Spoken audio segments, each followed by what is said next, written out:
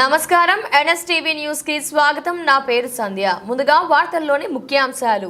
అల్లూరి సీతారామరాజు జిల్లా రంపచోడవరం నియోజకవర్గం అడ్డతీగల మండలం ధాన్యంపాలెం పంచాయతీలో ఇది మంచి ప్రభుత్వం సభకు గౌరవనీయులైన ఎమ్మెల్యే మిర్యాల శిరీషాదేవి అలాగే కూటమి నాయకులు కార్యకర్తలు పాల్గొనడం జరిగింది. ఇందులో భాగంగా ప్రజల సమస్యలను గ్రామ సమస్యలను గడప గడపకు వెళ్లి తెలుసుకోవడం జరిగింది.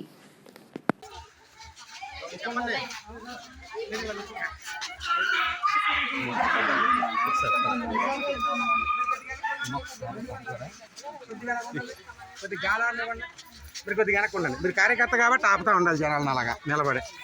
మీరే కలబడిపోతారు.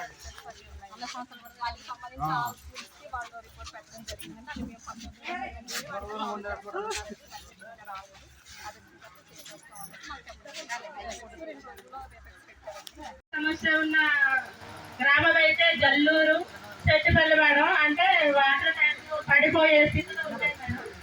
ఇంకొక సూపర్ వాటర్ ఏమైనా మేడం దాని నుంచి మీరు పెద్ద మనసు పెట్టుకొని మా ధాన్యపాలెం పంచాయతీకి అలాగే చిన్నమొలగ ఘట్టం దగ్గర గిచ్చి ఒకటి మేడం, అంగన్వాడీ స్కూల్ ఒకటి మేడం, అలాగే రావులపాడు స్కూల్ మేడం, చాపరతిపాలెం చిన్న మొలకలగడ్డ గ్రామంలో కూడా అసలు స్కూల్ లేదు మేడం. చిన్న పాక దగ్గర టీచర్స్ అనే స్కూల్ చెప్పడం జరుగుతుంది. అలాగే సీసీ రోడ్లు చాలా సమస్యలు ఉన్నాయి మేడం. మా అందరూ దయించి మా పెద్దలందరి ద్వారా మీరు ఆ సమస్యలు పరిష్కరించాలని కోరుకుంటున్నాం మేడం. ఈ అవకాశం ఇచ్చిన మీ అందరికీ మండలాలకి మన నియోజకవర్గంలో మన గౌరవ శాసనసభ్యులు చేసిన మంచి పనులు కూడా మీకు ఈ సందర్భంగా తెలియజేస్తుంది. మొట్టమొదటి ఉదాహరణ నేనే ఉన్నాను అక్కడ. ఏపీపీఆర్ స్కూల్ అడుగుతేగలు ఉన్న రిషన్ స్కూల్కి 250 పెంచి 1000 రూపాయలు మాత్రమే చేశారు. కానీ మన చంద్రబాబు నాయుడు గారు అధికారంలోకి రాగానే మీకు ఏదైతే మాట ఇచ్చారో 1000 రూపాయలు పెంచుతారని దాని ప్రకారంగా 4000 రూపాయలు ఈ రోజు మీ యొక్క ప్రతి ఇంటింటికి వచ్చి సచివాలయ సిబ్బంది ద్వారా మీకు ఆ పెన్షన్ అందించడం జరుగుతూ ఉంది. అంతేనా అంటే జూన్ నెలలో మీ అందరికి కూడా 7000 రూపాయలు జగన్మోహన్ రెడ్డి ఏదైతే పెండింగ్ పెట్టాడో 3 నెలల సాలరీ పెన్షన్ ని దాన్ని కూడా ఆయన అధికారంలోకి రాగానే మీ అందరికి 7000 రూపాయలు ఇచ్చారు. అదేవిధంగా ఎవరైతే డిసేబుల్ పర్సన్స్ ఉన్నారో వాళ్ళకు కూడా 6000 రూపాయలు చేసి ప్రజలందరికీ కూడా వాళ్ళ యొక్క అవసరానికి తగ్గట్టు వాళ్ళ యొక్క పరిస్థితికి తగ్గట్టుగా ఈ పెన్షన్ అనేది మన తెలుగుదేశం ప్రభుత్వం మన ఉమ్మడి కూటమి అందించడం జరిగింది. ఇకపోతే మన రాష్ట్రంలో గత 5 సంవత్సరాల్లో అనేక పనికిమాలిన పథకాలు పెట్టేసి ప్రజలకు ఉపయోగపడకుండా ఎందుకు చేస్తా ఉన్నాడో కూడా తెలియని పరిస్థితిలో మన రాష్ట్రంలో ఉన్న డబ్బులన్నీ కూడా విచ్చలవిడిగా ఖర్చు పెట్టేశాడు. ఇక ఏదైనా డెవలప్ చేద్దామంటే డబ్బు లేదు, తిరిగేసి పంచాయతీల నుంచి వచ్చేటువంటి నిధులు కూడా దొంగిలించేశాడు. పాపం సర్పంచ్గా ఉన్నారు, ఆవిడకి అడిగితే చెప్తుంది ఏమవుతుంది, పంచాయతీలు నిధులు ఉన్నాయా లేదా. మనం వెళ్ళేమో గ్రామ సర్పంచ్ కదా అనేసి మనం ఆవిడకి అడుగుతాం, మాకు రోడ్డు లేదు, మాకు లేకపోతే బోర్ బాగు చేయండి, లేకపోతే ఈ సమస్య ఉంది ఆ సమస్య ఉంది, పంచాయతీ నిధులు ఉంటాయి కదా దాని నుంచి ఖర్చు పెట్టండి అని మనం అడుగుతాం. కానీ ఆ పంచాయతీలో కూడా నిధులు లేవు. పాపం అకౌంట్లో వేసిన డబ్బులు కూడా తీసేసుకున్నాడు. వాళ్ళ బాధ భగవంతుడికే తెలుసు. ఇలాంటి పరిస్థితులు పాపం గ్రామ సర్పంచులు పడతా ఉన్నారు. ఇకపోతే రాష్ట్రంలో డబ్బు లేకుండా రాష్ట్రాన్ని అప్పుల పాలు చేసి దివాలా తీసేసి ఈ రోజు కామ్గా కూర్చోన్నాడు జగన్మోహన్ రెడ్డి. పాపం అధికారంలోకి వచ్చిన వెంటనే చూస్తే రాష్ట్రంలో డబ్బు లేదు, ఏం చేస్తారు మన ముఖ్యమంత్రి గారు. అయినా సరే ఉన్న దాంట్లోనే సర్దు పెట్టి 100 రోజుల్లో ఆయన చేసినటువంటి గొప్ప విషయాలు ఏంటంటే ఎవరైతే ఉద్యోగులు ఉన్నారో పాపం వాళ్ళు గవర్నమెంట్ ఎంప్లాయీస్ కదా, వాళ్ళకి ఏం బాధలు ఉండవు అని అనుకుంటాం మనం కామన్ గా. కానీ ప్రజలు అనేవారు ఎవరికైనా బోలెడు సమస్యలు ఉంటాయి, వాళ్ళకి ఫ్యామిలీస్ ఉంటాయి, భార్య పిల్లలు ఒక దగ్గర ఉంటారు, ఉద్యోగం ఒక దగ్గర ఉంటుంది, ఆరోగ్య సమస్యలు ఉంటాయి, లేకపోతే ఈఎంఐలు కట్టుకోవాలి, ఇలా రకరకాల సమస్యలు ఉంటారు వాళ్ళు. కానీ వాళ్ళకు కూడా సమయానికి జీతాలు ఇవ్వకుండా ఎగ్గొట్టినటువంటి పరిస్థితులు మనం చూసాం గతంలో. వాళ్ళు అలా ఇబ్బంది పడకూడదని 1వ తారీఖు ప్రభుత్వ ఉద్యోగులందరూ కూడా సాలరీస్ అందించేటువంటి గొప్ప అవకాశాలను కూడా మన చంద్రబాబు నాయుడు గారు కల్పించి ఈ రోజు ప్రభుత్వ ఉద్యోగులందరూ కూడా హ్యాపీగా ఉన్నారంటే మన చంద్రబాబు నాయుడు గారి యొక్క దయే. ఎందుకంటే 1వ తారీఖు జీతం తీసుకొని వాళ్ళ కుటుంబాన్ని పోషించుకుంటూ ఉన్నారు. ఇలాంటి గొప్ప గొప్ప విషయాలు మన చంద్రబాబు నాయుడు గారు చేశారు. ఇకపోతే ఉద్యోగాలు చాలా మంది నిరుద్యోగ యువత ఉన్నారు. నేనే బీఈడీ చదువుకునే ఒకవేళ ఈ ఎమ్మెల్యే కాకపోతే ఖాళీగా నిరుద్యోగంగా ఉండనేమో. నా ఇంట్లోనే ఇద్దరు తోటకోళ్ళు డైట్లు అయిపోయి ఉన్నారు, ఇద్దరు మత్తిగాళ్ళు బీడీలు అయిపోయి ఉన్నారు. వాళ్ళందరూ నిరుద్యోగుల ఉద్యోగాలు ఏం లేవు. ఉపాధి కూలికి వెళ్తాం, లేకపోతే వ్యవసాయ కూలి పనులు చేసుకుంటూ రకరకాలుగా, లేకపోతే కాకినాడ రాజమండ్రి వెళ్ళిపోయి ఇక్కడ. ఎందుకంటే మన ప్రాంతంలో ఉపాధి హామీ పని తప్ప ఏమి ఉండదు. అందరూ కూలీలమే, అందరం వ్యవసాయమే.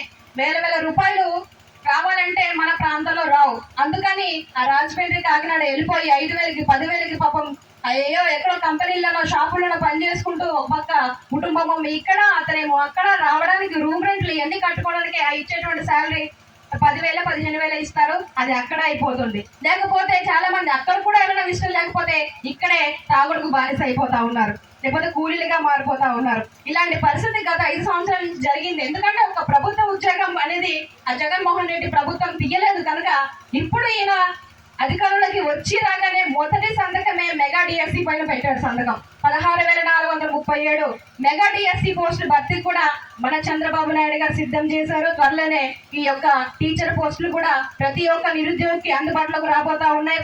అందుకని నిరుద్యోగ యువతను కూడా కోరుకుంటా ఉన్నాను, మనకు ఉద్యోగాలు రాలేదని అనుకోకుండా దయచేసి కోచింగ్లు ఇవి అవి తీసుకొని మీరందరూ మంచి ఉద్యోగాల్లో భర్తీ అయ్యి మీ కుటుంబాన్ని కూడా పోషించుకోవాలని మనస్ఫూర్తిగా కోరుకుంటా ఉన్నాను.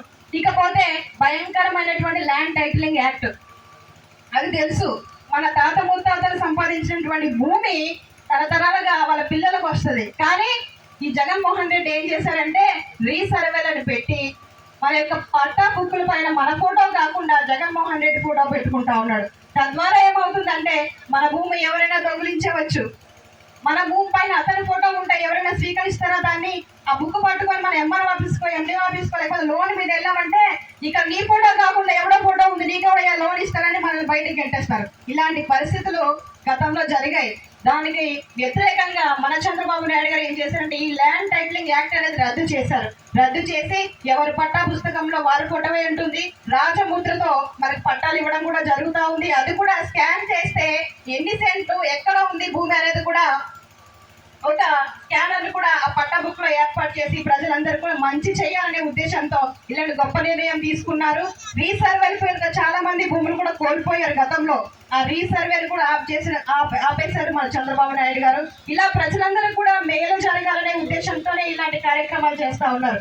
ఇక డ్వాక్రా మహిళలకు చూసుకుంటే 5 లక్షలు వడ్డీ లేని రుణాలు 5 లక్షలు గతంలో ఇస్తే మన బాబు గారు మన చంద్రబాబు నాయుడు గారు 10 లక్షల వడ్డీ లేని రుణాలు మన డ్వాక్రా మహిళలకు ఇస్తా ఉన్నారు. ఇంకా ఎప్పుడు లేని విధంగా ఇంటర్మీడియట్ చదివేటువంటి విద్యార్థులకు ఎప్పుడు పాఠ్య పుస్తకాలు ఎవరు పంపిణీ చేయలేదు. కానీ మన చంద్రబాబు నాయుడు గారు రాగానే ఇంటర్మీడియట్ విద్యార్థులకు కూడా పాఠ్య పుస్తకాలు అనేవి పంపిణీ చేయడం జరిగింది. ఇలా చెప్పుకుంటూ పోతే ఎన్నో అభివృద్ధి సంక్షేమ కార్యక్రమాలు మన చంద్రబాబు నాయుడు గారు చేశారు. నిజంగా ఇవన్నీ ప్రజల్లోకి వెళ్తా ఉన్నాయి. చాలా మంది ఈ రోజు ఏం చేశారు ఒక పథకం కూడా అమలు చేయలేదు కదా. గతంలో వైసీపీ వాళ్ళు అయితే ఈ పథకాలు ఆ పథకాలు ఇచ్చారు, మీరు ఇంకా ఏం అమలు చేయలేదు అని అంటా ఉన్నారు. నెమ్మదిగా ఒక్కొక్కటి కూడా అమల్లోకి వస్తాయి. అన్న క్యాంటీన్ ఆల్రెడీ పేదవాడి కడుపు నింపేటువంటి మంచి భోజనం పెట్టి ఈ అన్న క్యాంటీన్ 5 రూపాయలు పెట్టేటువంటి అన్న క్యాంటీన్లు కూడా గత ప్రభుత్వం కూల్చివేసింది. ఎందుకంటే ఈ 5 రూపాయల భోజనానికి మంచి భోజనం పెట్టేస్తే ప్రజలందరూ కూడా అతనే దేవుడు అతనే మంచోడు అనుకుంటారు. ఆ పేరు అతనికి రాకూడదు, ఈ పేదవాడు అనేది కడుపు నింపకూడదు, ఆకలితోనే చావాలనే ఉద్దేశంతో ఈ జగన్మోహన్ రెడ్డి ఆ యొక్క అన్న క్యాంటీన్ని కూల్చివేయడం జరిగింది. కానీ మనకి చంద్రబాబు నాయుడు గారు రాగానే వెంటనే ఈ అన్న క్యాంటీన్ ఓపెన్ చేశారు. త్వరలోనే మన రంపచోడు నియోజకవర్గంలో కూడా అన్న క్యాంటీన్ మనం ఓపెన్ చేయబోతా ఉన్నాం. మొన్నే స్థలం కూడా చూసాము. మనం ఏ పని మీద హాస్పిటల్ పనో లేకపోతే ఐటీడీఏ పని మీద సబ్ కలెక్టర్ ఆఫీస్కు వెళ్ళినప్పుడు మనం ఎవరు కూడా ఆకలితోటి తిరిగి పొద్దున్న నెలలో సాయంత్రం ఆకలి కడుపుతో రాకుండా మనకి మంచి భోజనం పెట్టి 5 రూపాయలకే కడుపు నింపేటువంటి అన్న క్యాంటీన్ కూడా త్వరలోనే మన రంపచోడవరంలో కూడా అందుబాటులోకి రాబోతా ఉంది. ఇలాంటి గొప్ప విషయాలు గొప్ప కార్యక్రమాలు మన చంద్రబాబు నాయుడు గారు చేశారు. ఇక చెప్పుకుంటూ పోతే ఇలాగా 100కు పైనే ఉన్నాయండి అతను చేసిన కార్యక్రమాలు. అతనే చేశారా? ఈ 3 నెలల్లో మీరేం చేశారు మేడం గారు మీరు అడగొచ్చు. 3 నెలల్లో నేను చేసిన కార్యక్రమాలు కూడా చెప్తానండి. నేను వచ్చి రాగానే ఏపీఎఫ్ స్కూల్ రాజమండ్రిలో మా అక్కల పాప 15 సంవత్సరాల నుంచి అదే పరిస్థితి జరుగుతూ ఉంది.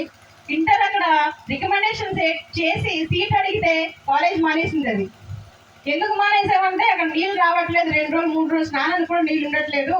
11 మండలాల నుంచి వచ్చేటువంటి పిల్లలు ఏపీఎఫ్ చదువుతా ఉన్నారు. పాపం ఎలర్జీ వచ్చేస్తా ఉన్నాయి. టైంకి కాలేజ్కి వెళ్ళినటువంటి పరిస్థితి, ఆ నీళ్లు లేక అక్కడ చాలా మంది ఫెయిల్ అయిపోయి కూడా ఉన్నారు. ఇది పరిస్థితి అని చెప్పి ఆ పిల్ల కాలేజ్ మానేసింది. వెంటనే అక్కడ వెళ్ళి పరిస్థితి చూస్తే నిజంగానే అలాగే ఉంది. అందుకని నా సొంత డబ్బులతోనే 8 లక్షలు పెట్టి అక్కడ వాటర్